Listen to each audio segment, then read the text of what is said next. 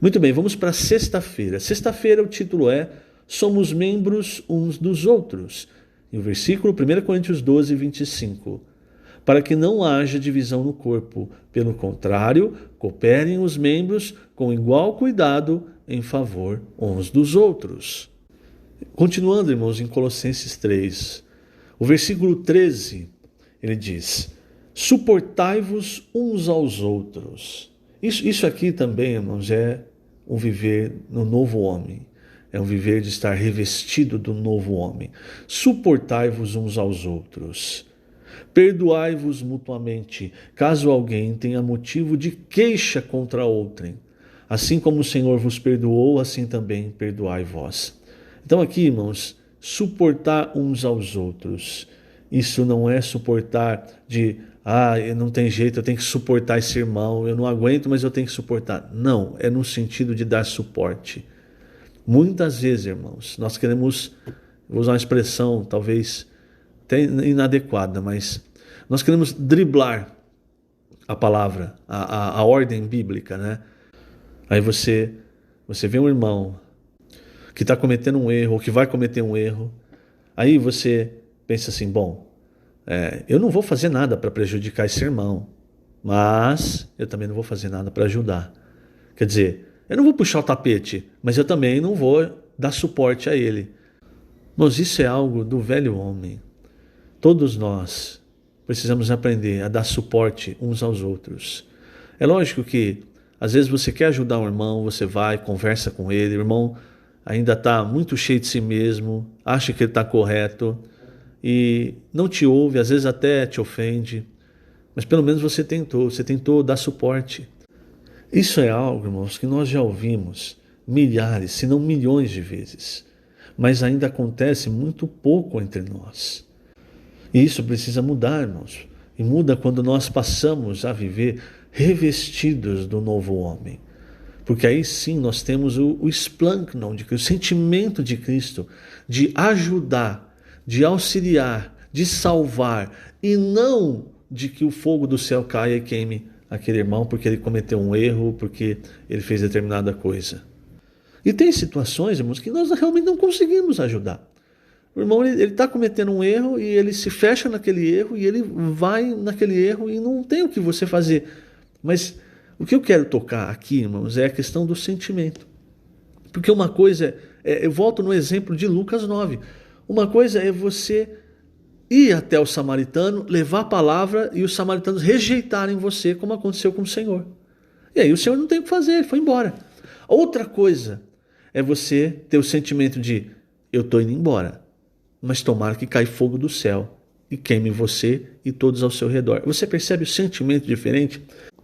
Isso ainda é o nosso velho homem, que quando é contrariado, não resiste, quer brigar, quer falar mal, etc. Isso é com todos nós, não é um ou outro, não. Todos nós. Se nós não dermos o passo para viver no novo homem, e aí eu repito, essas ferramentas que o Senhor tem nos dado, a imersão, as saídas às ruas, enfim, os gritos de guerra, todas essas coisas, irmãos, é para nós exercitarmos o Espírito, para que a palavra entre em nós e que de fato nós temos um viver no novo homem, livres, libertos dessas coisas. Eu vou ler aqui no Alimento Diário esse trecho e vou adiantar também, vou ler no próximo parágrafo também com relação ao perdão, irmãos. Isso é tão importante e ainda é algo que muitas vezes nós deixamos passar.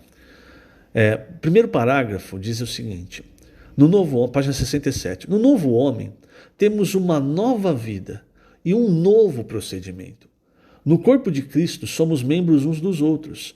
Nenhum membro do nosso corpo físico vive só para si, mas para o bem-estar do corpo todo, servindo aos outros. Como membros do corpo de Cristo, não temos mais um viver egoísta, mas coletivo. Suportai-vos uns aos outros, perdoai-vos mutuamente, caso alguém tenha motivo de queixa contra outrem. Assim como o Senhor vos perdoou, assim também perdoai vós. Colossenses 3,13. O sentido da expressão suportai-vos uns aos outros aqui é sustentar ou ajudar uns aos outros. Quando temos uma ferida em nosso corpo, todos os membros sentem e sentem e procuram ajudar. Não é cada um por si. Porém, ainda temos uma parcela do velho homem em nós e eventualmente ofendemos uns aos outros.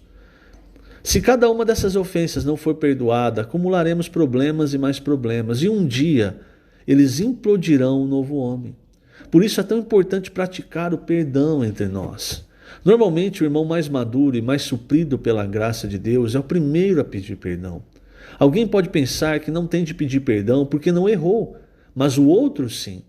Sendo assim, um dia morreremos sem ter resolvido isso. Não é melhor hoje se humilhar e pedir perdão? Porque enquanto o perdão não vem, as mágoas e ressentimentos se acumulam. E é criada uma raiz que contamina outros. Ficamos assim escravos de nosso não perdão. Vamos libertar-nos, vamos pedir perdão, vamos perdoar e resolver nossos problemas de relacionamento. Não deixemos isso perdurar por mais tempo, para o bem do corpo e do novo homem. Na verdade, tudo deve levar a permitir que Deus teça um tecido de amor entre nós. Cristo nos amou e nos perdoou. Quando fazemos a imersão na palavra, enchemos-nos de Cristo e de seu amor, então somos capazes de perdoar. E aí no versículo 14 fala assim: acima de tudo isso, porém, esteja o amor, que é o vínculo da perfeição. Irmãos, não há nada que una de forma mais forte do que o amor. E veja, o amor aqui é o amor ágape.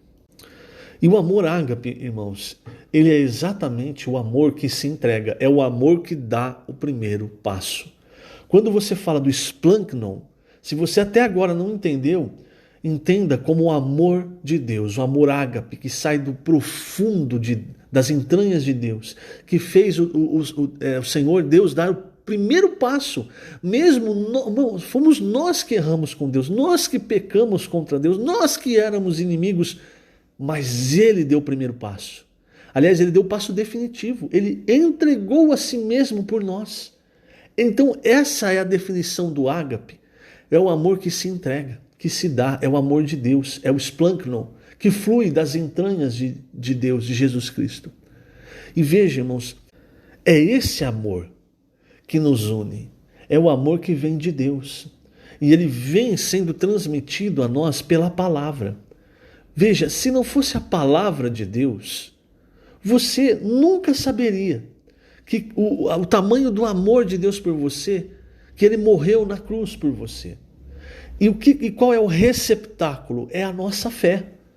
Então, quando a palavra vem, ela vem cheia do amor de Deus. Quando eu creio na palavra, eu recebo essa palavra entra onde? Ela entra no meu coração. Então, você entende por que Paulo fala que a palavra precisa habitar ricamente em nosso coração? Ele fala mais à frente, né? No versículo 16.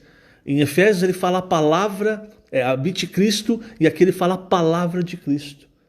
Por quê, irmãos? Olha, veja só, por exemplo, você tá ali carrancudo, fechado, você tem uma queixa contra o irmão, e o irmão te prejudicou, e talvez o irmão nem saiba que ele tenha feito isso, mas você está ali duro, não é? E graças ao Senhor você está ouvindo a palavra. A palavra ela está vindo transmitir tudo o que Deus é. Ou você está ouvindo, né, numa reunião, numa mensagem, ou você está lendo a palavra em si. Se você permanece duro, se você não abre o seu coração, se você não crê nessa palavra, ela é o que Paulo disse aos Tessalonicenses, ela não produz efeito, ela não trabalha dentro de você. Agora, quando você crê na palavra, você abre o seu coração, ela entra e aí ela começa a trabalhar, e ela começa a arrancar pedra, arrancar espinho, aí ela começa a te mostrar, olha, você tem aquela queixa contra aquele irmão, você tem isso, você precisa libertar isso. Você precisa libertar a si mesmo e libertar o irmão.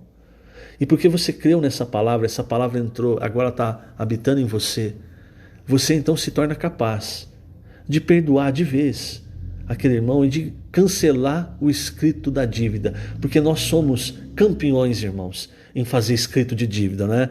A gente tinha uma dívida com Deus que Deus perdoou. Mas a partir daí, nós vamos soltando escrito de dívida, é multa, né? Vai soltando multa para os irmãos. Você me fez isso, você me fez aquilo, você me fez aquilo. E aí, irmão, vai juntando tudo. Nós passamos a ter um viver sem o amor de Deus. Por isso é tão importante nós recebermos a palavra de Deus.